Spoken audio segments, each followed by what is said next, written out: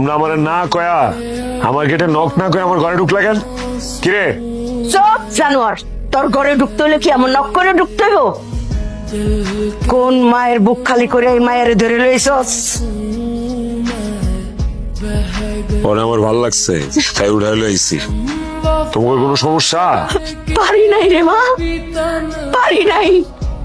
নিজের পেটের সন্তান তো।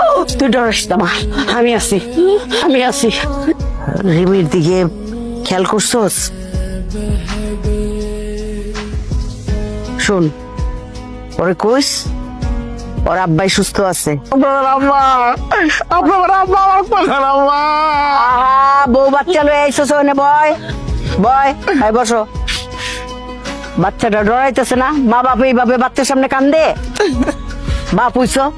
আম্মা বিশ্বাস কর আম্মা, আমি কিচ্ছু করি নাই।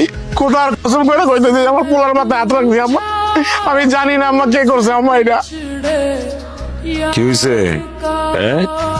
ডর ভয় পাইছো নাকি? সাপ সুপ দেখছো?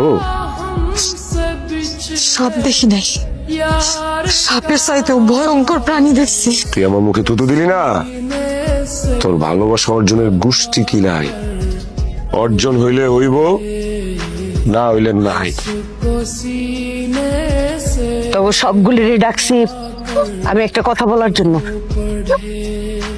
তোরা এই বাড়িটারে আর নরক বানাইস না, দোহাই আল্লাহর, আর নরক বানাইস না। এই বাড়িটারে মুক্তি দে। মা আমরা আবার কি করলাম?